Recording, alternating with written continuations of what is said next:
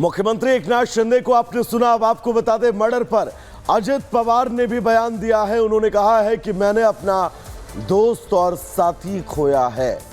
पवार घटना की गहन जांच की बात भी करते हुए नजर आए। अजित पवार का कहना है कि उनके लिए बड़ी क्षति है, उन्होंने अपना दोस्त और एक साथी खोया है। अजित पवार क्योंकि उनकी ही पार्टी में शामिल थे। बाबा सिद्दीकी बहुत जल्दी उन्होंने एनसीपी ज्वाइन की थी और अब उनकी हत्या के बीच अजित पवार का कहना कि इस पूरे मामले में घटना की अहम जांच की जाएगी। सवाल वही है, बाबा सिद्दीकी की हत्या आखिर किसने की और किसने करवाई, इसको लेकर जांच का दायरा बढ़ता हुआ। तो दूसरी तरफ अब इस पूरे मामले में राजनीतिक प्रतिक्रियाएं जो हैं वो भी सामने आ रही हैं। अजित पवार ने कहा है कि इस पूरी घटना की महाराष्ट्र सरकार गहनता से जांच करने वाली है, दोषी कोई भी हो बख्शा नहीं जाएगा। तो दूसरी तरफ मुख्यमंत्री एकनाथ शिंदे को भी आपने सुना। और इस बीच एक और बड़ी खबर आपको बता दें, शरद पवार ने कानून व्यवस्था को लेकर सवाल उठा दिए हैं। शरद पवार ने कहा, ध्वस्त कानून व्यवस्था चिंता का विषय। शरद पवार ये भी कह रहे हैं कि सिद्दीकी की गोली मारकर हत्या बेहद दुखद है, सरकार में बैठे लोग जिम्मेदारी ले, इस्तीफा दें। ये शरद पवार की तरफ से इस पूरे मामले पर स्टेटमेंट जारी किया गया, जिसमें उन्होंने कहा है कि सरकार में बैठे लोग जिम्मेदारी लें। इस्तीफे की मांग भी शरद पवार कर रहे हैं और ये कह रहे हैं कि ध्वस्त कानून व्यवस्था चिंता का विषय है, सिद्दीकी की गोली मारकर हत्या दुखद है। शरद पवार की तरफ से बाबा सिद्दीकी हत्याकांड मामले पर यह स्टेटमेंट। लेकिन बड़ा सवाल ये कि आखिरकार कौन है जिम्मेदार। 3 शूटर जिन्होंने इस पूरी वारदात को अंजाम दिया, 2 गिरफ्तार हो चुके हैं, एक की तलाश जारी है। पाकिस्तान से भी इस मामले के तार जुड़ रहे हैं। उधर 5 टीमों का गठन कर दिया गया है और ये 5 टीमें लगातार इस पूरे मामले में हर एंगल से जांच करी और राजनीतिक एंगल से भी इस पूरे मामले की जांच पड़ताल की जा रही है, क्योंकि महाराष्ट्र में विधानसभा के चुनाव होने हैं। और इस बीच अजीत गुट के नेता बाबा सिद्दीकी की गोली मारकर हत्या कर दी गई है, जिस पर अब विपक्ष की तरफ से भी सवाल खड़े किए जा रहे हैं, जिसमें शरद पवार की तरफ से स्टेटमेंट जारी हुआ है। और शरद पवार ने कहा है कि सरकार में बैठे लोग इसकी जिम्मेदारी लें, इस्तीफा दें। शरद पवार ये भी कह रहे हैं कि ध्वस्त कानून व्यवस्था चिंता का विषय है। इसके अलावा उन्होंने कहा कि सिद्दीकी की गोली मारकर हत्या दुखद है।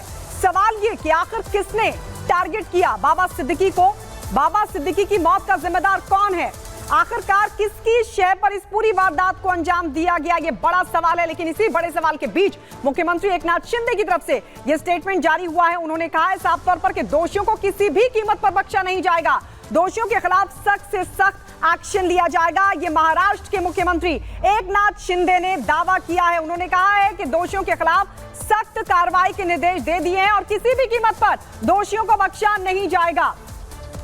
तो यूपी हरियाणा से भी इस पूरे मामले के तार जुड़ते हुए नजर आ रहे हैं। लेकिन आपको बता दें, लीलावती अस्पताल में उनको भर्ती कराया गया था बाबा सिद्दीकी को, जब उन्हें गोली मारी गई थी, जिस वक्त वो पटाखे फोड़ रहे थे। हालांकि इलाज के दौरान उनकी मौत हो गई और अब इस पर राजनीतिक बयानबाजी भी सामने आ रही है, जिसमें शरद पवार ने सरकार पर सवाल उठाए, ध्वस्त कानून व्यवस्था का दावा किया और कहा कि चिंता का विषय है। इसके अलावा उन्होंने हत्या को भी दुखद बताया है। तो वहीं मुख्यमंत्री ने भी साफ कह दिया है कि किसी भी कीमत पर दोषियों को बख्शा नहीं जाएगा, उनके खिलाफ सख्त से सख्त एक्शन लिया जाएगा। 5 टीमों का गठन किया गया है इस पूरे मामले में छानबीन के लिए। और आइए अब आपको बताते हैं कि आखिरकार कैसे इस पूरी वारदात को अंजाम दिया गया, कैसे बाबा सिद्दीकी की गोली मारकर हत्या कर दी गई, फिर उनको इलाज के लिए पहुंचाया गया और इसी दौरान उनकी मौत हो गई। तो आप देख सकते हैं 9.9 mm पिस्टल से फायरिंग की गई, पेट में 2 गोली लगी, सीने में 1 गोली लगी और साथ ही गोली लगने से वो गिर पड़े, अस्पताल में भर्ती कराया गया, लेकिन इलाज के दौरान उनकी मौत हो गई। बिल्कुल सीधा ग्राउंड जीरो पर आपको ले चलेंगे। सत्य प्रकाश इस वक्त हमारे साथ जुड़े हुए हैं। सत्य प्रकाश, रात भर आप इस खबर को लगातार ट्रैक कर रहे थे। मैं चाहूंगा आप बताएं कि एक जो आरोपी है जिसकी तलाश कर रहा है महाराष्ट्र पुलिस, वो आरोपी इस वक्त क्या पहुंच में पुलिस के आया है या नहीं, और वजह क्या कुछ अब तक निकल कर सामने आए हैं, क्योंकि वजह सबसे महत्वपूर्ण है इस पूरे मामले में। देखिए, मुंबई पुलिस की क्राइम ब्रांच की टीम लगातार तीसरे आरोपी को ढूंढ रही है। 2 आरोपी को तो अरेस्ट कर लिया, लेकिन तीसरा आरोपी जो कि फरार है। मुंबई पुलिस की क्राइम ब्रांच की टीम 4 टीमें हैं जो कि अलग अलग लोकेशन में गई है, लेकिन अभी तक जो आरोपी है पुलिस के पकड़ से बाहर है। लगातार पुलिस ढूंढ रही है लेकिन कोई अभी तक सुराग नहीं मिल पाया है। जो दोनों आरोपी को पकड़ा है, गिरफ्तार किया है, उनसे लगातार पूछताछ कर रही क्राइम ब्रांच की टीम, लेकिन अभी तक तीसरे आरोपी के बारे में कुछ जानकारी नहीं दिया, जिसकी वजह से अभी तक जो तीसरा आरोपी है वो पकड़ से दूर है। क्राइम ब्रांच की टीम के साथ साथ जो मुंबई पुलिस की लोकल टीम है लगातार इस मामले को लेकर काम कर रही है और साथ ही जिस तरह से महाराष्ट्र के मुख्यमंत्री ने निर्देश दिया है कि इस मामले को लेकर कोई कोताही नहीं बरता जाएगा, इसको देखते हुए पुलिस कहीं कहीं पूरी तरह से जितने भी एजेंसियां हैं वो सारी इस मामले को लेकर काम कर रही है। फिलहाल तीसरा आरोपी फरार है।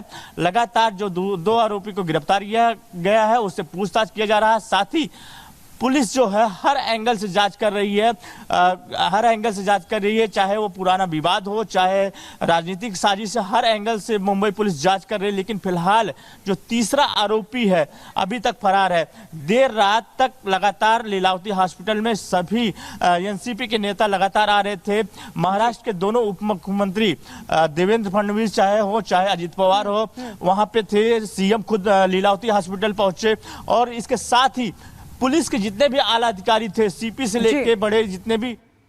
बिल्कुल सत्य प्रकाश, बहुत बहुत शुक्रिया ये तमाम जानकारी हमें देने के लिए। सीएम शिंदे ने साफ कह दिया है दोषियों को बख्शा नहीं जाएगा, उनके खिलाफ सख्त से सख्त एक्शन लिया जाएगा। लेकिन इसी बीच बड़ा सवाल यह है कि आखिरकार बाबा सिद्दीकी की हत्या को अंजाम देने वाले कौन है, किनकी शह पर इस पूरी वारदात को अंजाम दिया गया, क्योंकि महाराष्ट्र में विधानसभा के चुनाव होने हैं और इस लिहाज से राजनीतिक एंगल से भी पुलिस इस पूरे मामले की छानबीन कर रही है। इसी के साथ रुकेंगे छोटे से ब्रेक के लिए, लेकिन ब्रेक के बाद फौरन लौट रहे हैं क्योंकि लगातार रिपब्लिक भारत पर खबरों का सिलसिला बना हुआ है। इसी खबर के साथ फौरन लौट रहे हैं। बिल्कुल गायत्री, बहुत शुक्रिया आपका। शुरुआत उन 8 अहम बड़ी खबरों से करेंगे जिन खबरों पर आज पूरा दिन हमारी नजरें बनी रहेंगी।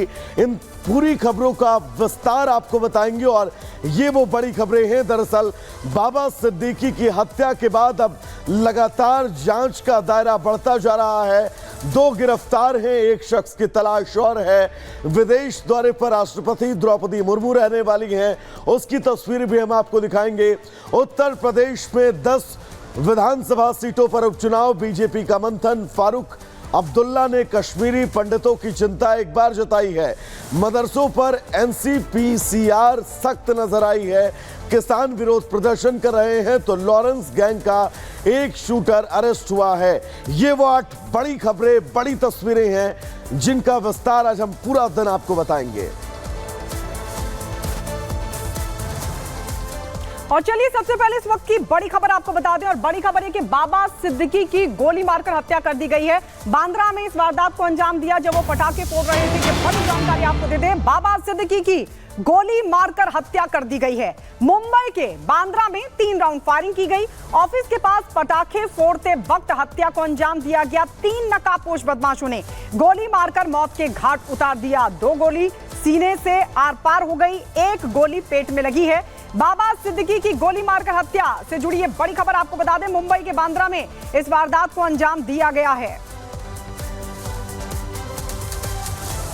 9:30 बजे के आसपास बाबा सिद्दीकी को यहाँ ले आए थे, उनकी फैमिली ले आई थी और